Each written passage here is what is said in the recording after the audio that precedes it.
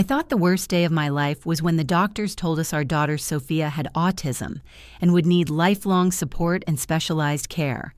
I was wrong. The worst day was standing in our living room holding our 6-year-old daughter who was crying because Daddy had just called her a freak, while my husband Eric shoved divorce papers into my hands and said, "I'm done. Your parents are bankrupt and useless now. You're just a burden with a broken kid, and I'm not throwing away my life for this." I had no idea that the man who'd promised to love me in sickness and health had been waiting for the perfect moment to abandon ship, the moment when my family's money dried up and Sophia's needs became too inconvenient for his image. I had no idea that he'd already moved his secretary into a luxury apartment, transferred our savings into accounts I couldn't access, and prepared legal documents designed to leave me with nothing while he walked away clean. When my father walked into that room 5 minutes later, having driven straight from his bankruptcy lawyer's office, his face exhausted and defeated from losing everything he'd built over 40 years, and saw what was happening, I witnessed something I'd never seen before. The broken man who'd apologized to me that morning for failing, for losing the family business, for not being able to help anymore. That man disappeared. In his place stood the person my father had been before the financial crisis destroyed him, the commanding presence who'd built a construction empire from nothing, who'd fought through the brutal Russian business world of the 90s and survived. And the look he gave my husband was one I'd never forget, a look that said some things can't be forgiven, some betrayals cross lines that money and lawyers can't protect you from. When my father said quietly, "Eric, I need you to be very careful about your next words," I saw my husband hesitate for the first time. But he didn't know what I'd discovered that morning, what the private investigator my father had hired weeks ago had uncovered, what evidence we had of Eric's systematic theft of our marital assets and his plans to leave us destitute. He didn't know that his perfect betrayal was about to become his perfect destruction. It started 6 months ago when my father's construction company collapsed under a combination of bad loans, a corrupt business partner who'd embezzled millions, and the general economic downturn that had devastated the industry. Volkov Construction had been a major player in regional development for 2 decades, employing over 300 people, generating tens of millions in annual revenue. My father, Mikhail Volkov, had built it from absolutely nothing, starting as a day laborer in his 20s and working his way up through intelligence, ruthlessness, and an ability to navigate the chaos of post-Soviet business. Our family had lived well because of that success, not oligarch wealthy, but comfortable, secure. My parents had a large home in a good neighborhood, property investments, savings, the security that comes from building something substantial. They'd helped me and Eric buy our apartment when we married, helped with Sophia's expensive therapies and specialists, been our safety net whenever we needed it. My father had always said family was everything, that his wealth meant nothing if it couldn't protect and support the people he loved. The collapse was brutal and public.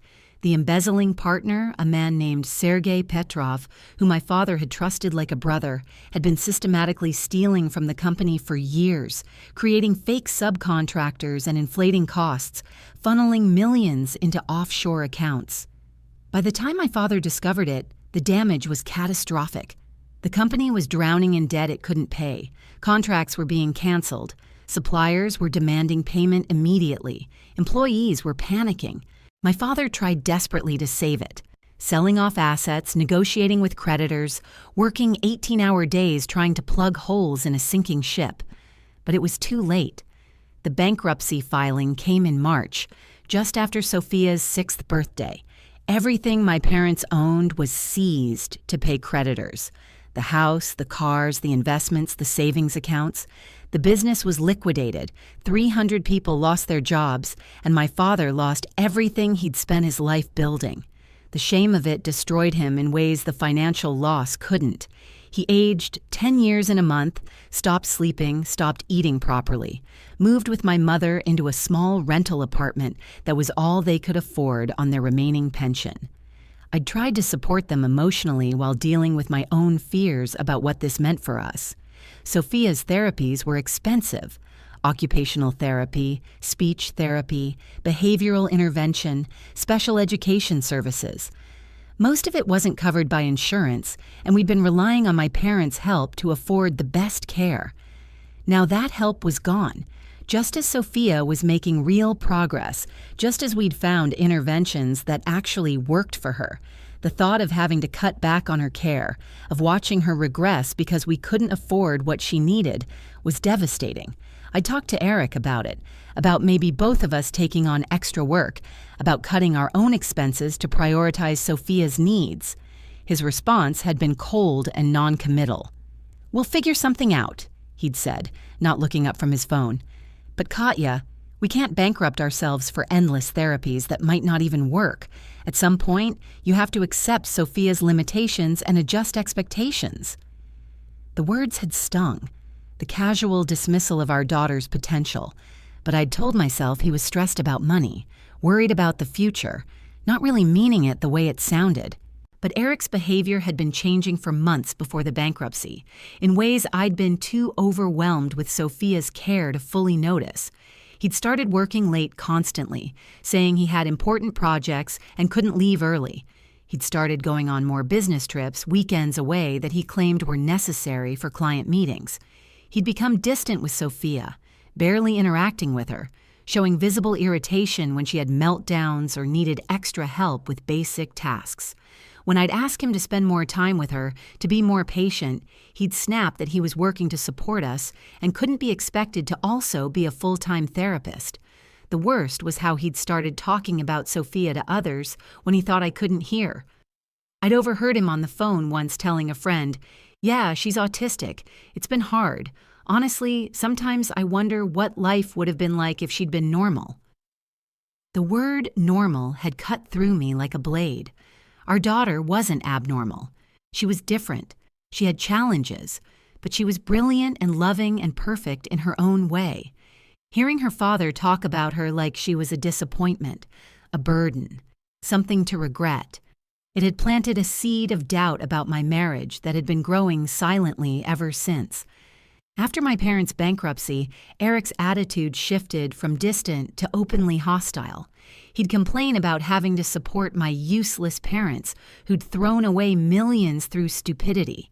He'd make cutting remarks about Sophia's therapies being a waste of money on a lost cause. He'd started sleeping in the guest room, claiming my anxiety about money was keeping him awake.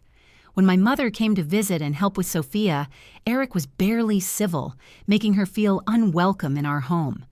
"Your parents had their chance and they blew it," he'd said once. "Why should we sacrifice for their failures?" I'd started to see clearly what I'd been denying for years. Eric had never really loved me or Sophia for who we were. He'd loved what we represented: connection to a wealthy family, the prestige and security that came with being Mikhail Volkov's son-in-law, the financial safety net my parents provided.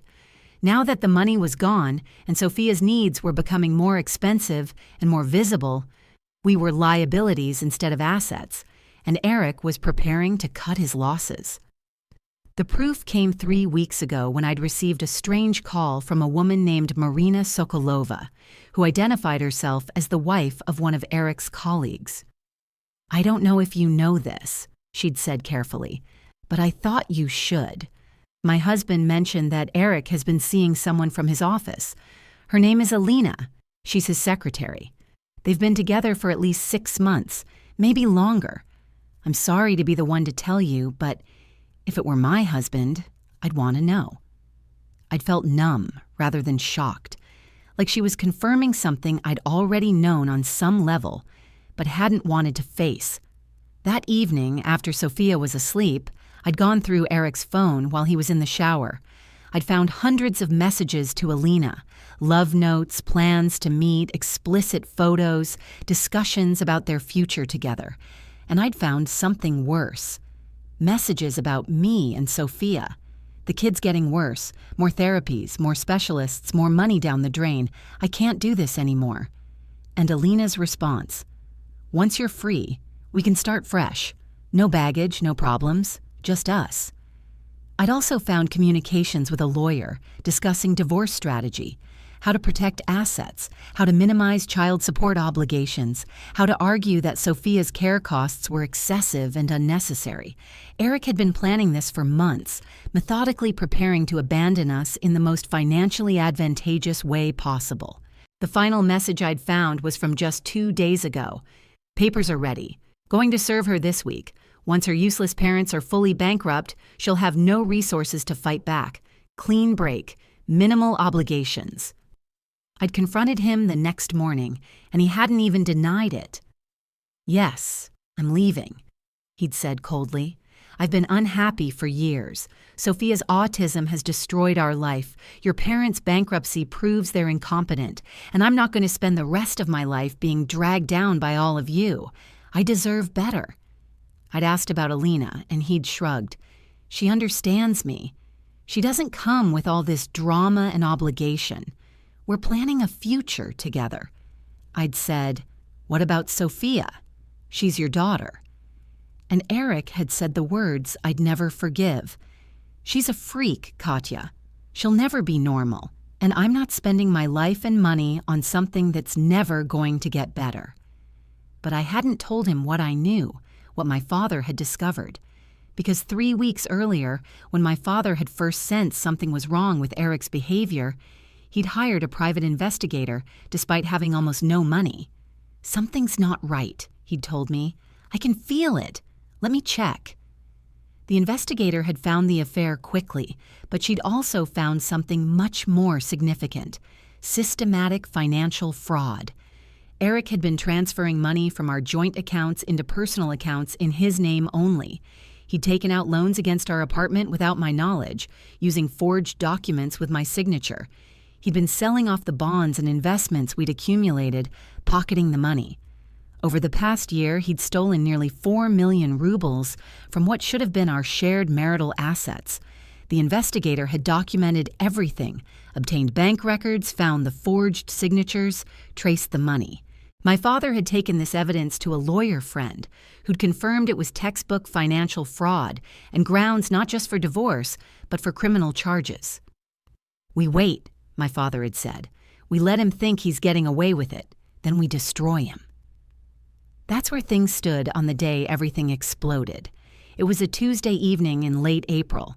My father had just come from his final bankruptcy proceeding, where the judge had officially dissolved Volkov Construction and discharged the remaining debts. He'd driven straight to our apartment to tell me and my mother, who'd been helping with Sophia, that it was finally over.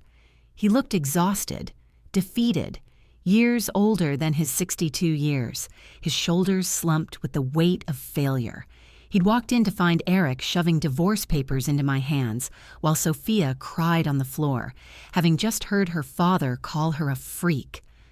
"I'm done," Eric was saying. "Your parents are bankrupt and useless now. You're just a burden with a broken kid, and I'm not throwing away my life for this. I want you out of this apartment within 30 days. I've already spoken to my lawyer about custody. Given Sophia's condition and your inability to support her without me, I'm proposing you get every other weekend. I'll pay minimum child support, nothing more. She's too expensive and too difficult for regular custody anyway."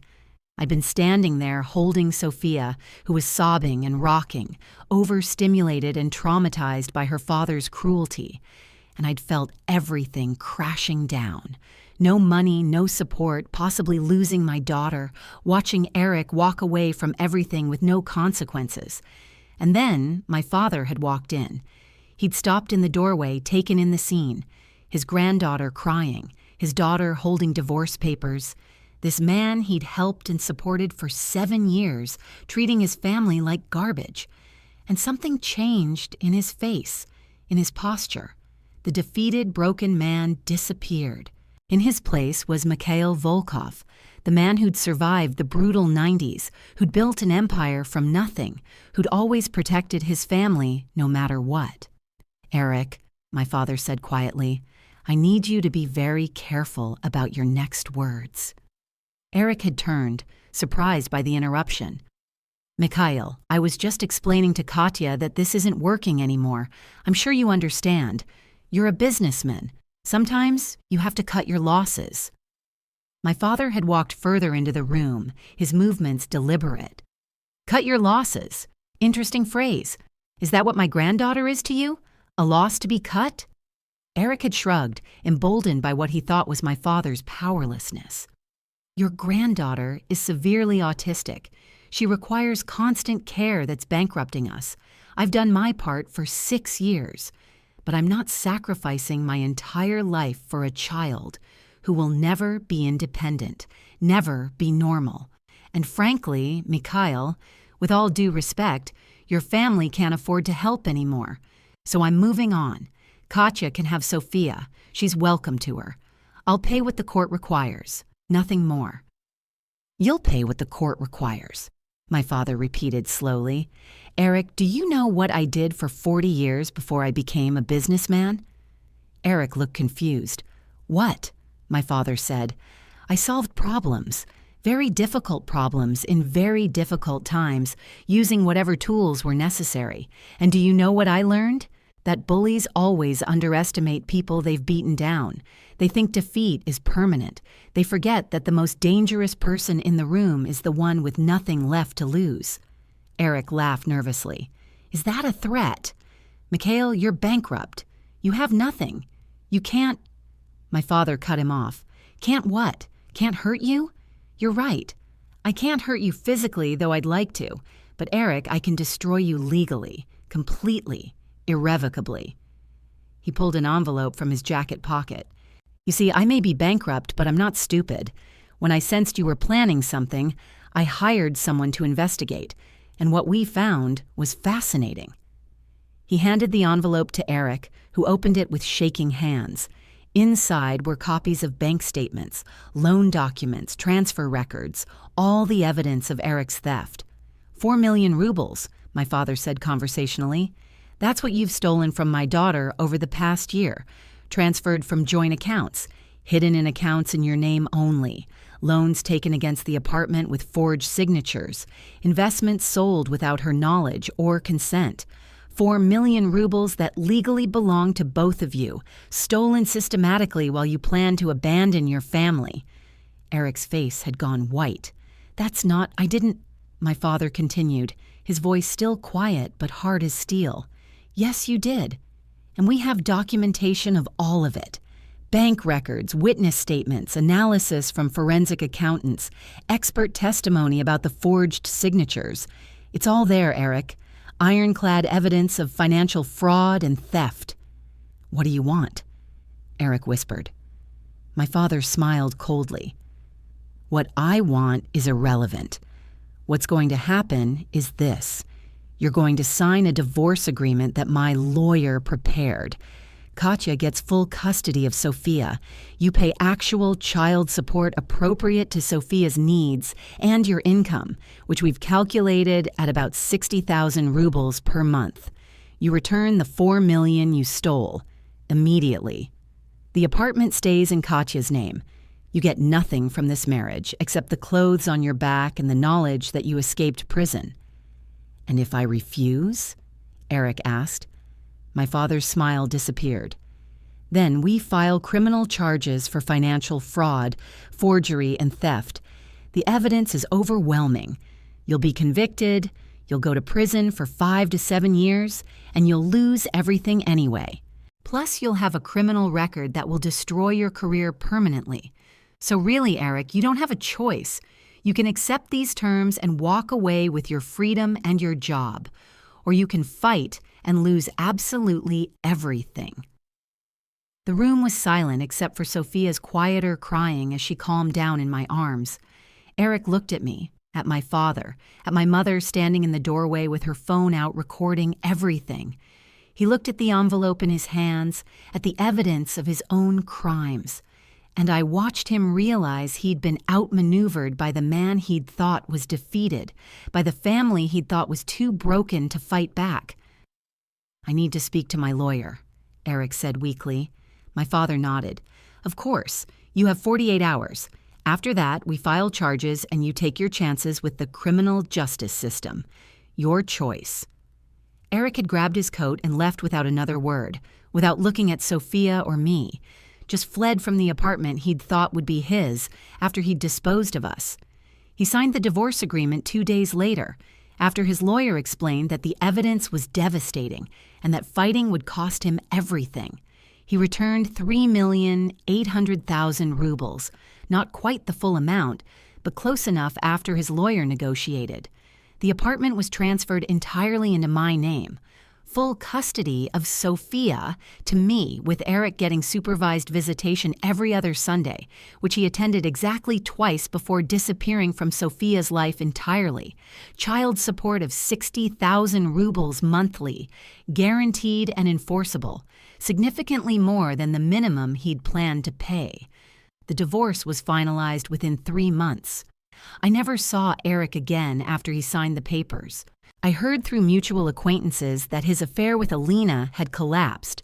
Apparently, she'd been interested in the successful businessman with no baggage, not the disgraced thief paying massive child support for a disabled child. He'd been forced to move back with his parents, his reputation destroyed, his planned fresh start in ruins. My father used a portion of the returned money to restart small-scale construction consulting, using his experience and contacts to rebuild slowly. He helped me invest the rest conservatively to generate income that, combined with my teaching salary and Eric's child support, was enough to maintain Sophia's therapies without constantly worrying about money. My parents moved into an apartment in our building, close enough to help but far enough to maintain independence. And Sophia, who'd witnessed her father's cruelty but was surrounded by grandparents, and a mother who loved her unconditionally, continued to make progress. She started at a specialized school with programs designed for her needs. She began communicating more, expressing herself in ways that worked for her, showing the intelligence and creativity that had always been there. She was happy, loved, thriving in her own unique way. It's been 2 years now since that evening when my husband called my daughter a freak and my father walked in to destroy him. Sophia is 8, reading at grade level with accommodation, drawing beautiful, detailed pictures of animals and space, obsessed with dinosaurs and marine biology. She still has challenges, will always need support, but she's not broken. She never was. Eric was the broken one, unable to love anything that didn't serve his image or his convenience. My father rebuilt his life, smaller and humbler than before, but with dignity intact. I lost everything except what actually mattered, he told me once. Family, integrity, the ability to protect the people I love, the business, the money, the big house. That was just window dressing. What I really am, what I've always been, is a father and grandfather, and that role doesn't go bankrupt. He'd survived the loss of his empire because he'd never confused wealth with identity, never thought money was what made him valuable. Sometimes I think about that moment when Eric handed me divorce papers and called our daughter a freak, thinking he held all the power, thinking my bankrupt father was helpless. I think about the look on his face when he realized he'd underestimated us, that our family's strength wasn't in bank accounts or business success, but in loyalty and determination and the willingness to fight for each other. Eric thought bankruptcy meant defeat. He didn't understand that real poverty isn't lack of money. It's lack of character, lack of love, lack of anything worth protecting beyond your own comfort. My parents went bankrupt and lost everything they'd built materially, but they never lost what made them who they were. My husband tried to abandon us at our lowest point and discovered that his perfect escape had been predicted, documented, and turned into his own destruction. And my daughter, the freak her father rejected, is surrounded by people who see her not as a burden or disappointment, but as exactly who she's supposed to be. Perfect in her imperfection, loved unconditionally, protected fiercely. That's what happened when my parents went bankrupt and my husband filed for divorce, thinking we were too broken to fight back. He learned that the most dangerous opponent is the one you've underestimated, that cruelty has consequences, that family means something more powerful than money or legal documents, And my father, the man who'd lost everything, proved that what you are doesn't disappear when your wealth does. It's revealed. And what he was, what he'd always been, was exactly what we needed when it mattered most.